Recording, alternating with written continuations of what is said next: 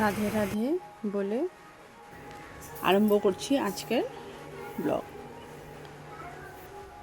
সকালে উঠে পড়েছি, উঠে মেয়ে এখনো ঘুমিয়ে আছে, তাই ঘর ঝাড়ু দিয়ে ঘর মুছা করে নিলাম। মেয়ে উঠে পড়েছে, আবার ঘুম পাড়ানোর একটু চেষ্টা করছি, কেননা ওর শরীরটা ভালো না তো, তার জন্য।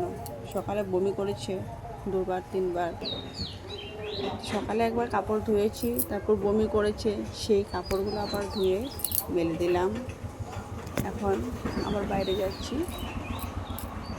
দেখি কটা কাপড় শুকিয়েছে, দেখে আসবো। আর যদি শুকিয়ে গেছে তো কাপড়গুলো নিয়ে আসি,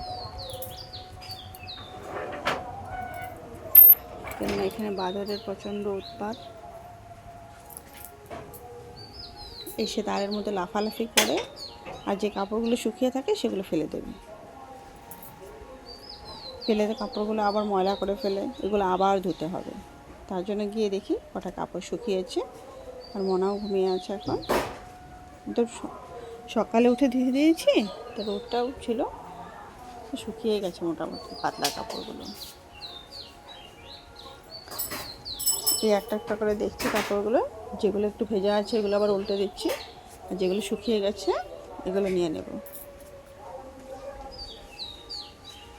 মোটামুটি অনেকগুলো কাপড় শুকিয়ে গেছে, তুলে নিলাম কাপড়গুলো নিয়ে এখন চলে যাব রুমে। কাপড়গুলো রেখে একবারে স্নান করতে চলে যাব।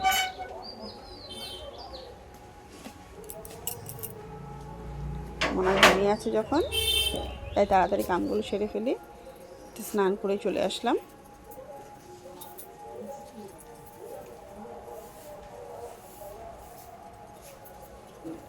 কেননা শরীরটা ভালো না তো, তাই কোলে ওঠার বায়না করবে, আর কোলে উঠে বসে থাকলে তো কিছু কাজই করতে পারবো না, কেননা একা তো, তার জন্য।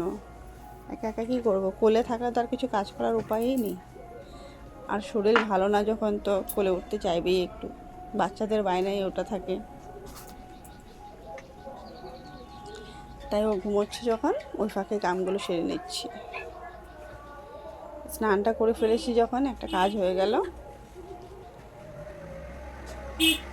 আর সকালে তাড়াতাড়ি স্নানটা করে ফেললে ভালোই, মনে হয় কাজগুলো অনেকটা এগিয়ে থাকে। স্নানটা হয়ে গেছে, তো এখন আরামসে একটু হনুমান চালিসাটা পড়ে নেব।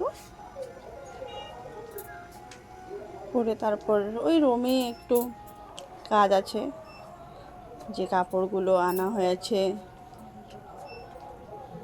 এগুলোকে গুছাতে হবে, কেননা ওগুলো যদি ওইভাবে রেখে দিই আর ওইভাবে থাকলে ভালোও লাগে না। ওই মনা আবার ওগুলো ফেলে দেবে নিচে, আর এমনও তো গুছিয়ে রাখি যেগুলো, এগুলো আবার ফেলবে, আবার গুছোতে হয়, সেগুলো চলতেই থাকে, সারাদিন চলে, সেগুলো আর কোনো হিসাব নেই। হনুমান চালিসাটা পড়তে বসলাম, হয়ে গেছে হনুমান চালিসাটা পড়া।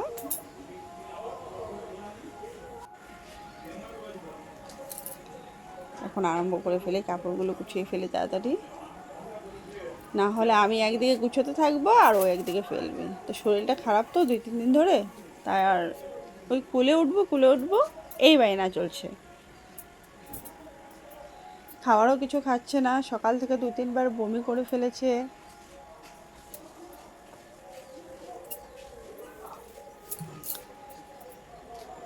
ওই সকাল থেকে ওরও কাপড় চেঞ্জ, আমারও কাপড় চেঞ্জ হচ্ছে, 2-3বার হয়ে গেছে। বিছানাতেও করে ফেললো, চাদরগুলো আবার ধুয়ে দিয়েছি। এই চলছে আজকে সকাল থেকে, কাপড় ধোয়ার কাজেই চলছে শুধু। কি হয়েছে বুঝতে পারছি না, বাচ্চাটার এমন কেন হচ্ছে। হঠাৎ সেদিন জ্বর আসলো,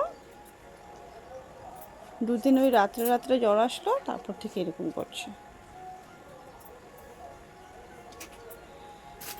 হোমিওপ্যাথিক ওষুধ খাইয়েছি, 2 দিন ধরে খাওয়াচ্ছি, দেখি। আজকে মনে হয় কিছুটা আরাম পেয়েছি।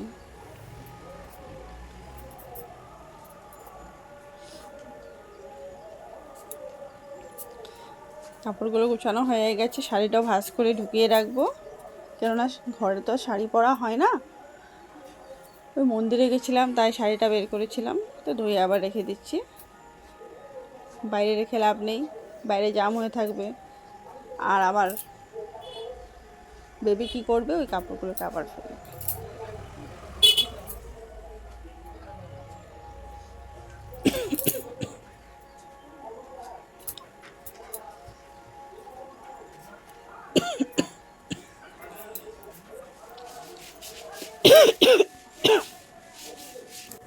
কাপড়গুলো গুছানো শেষ, এখন একটু জানলা ধরে বসলাম।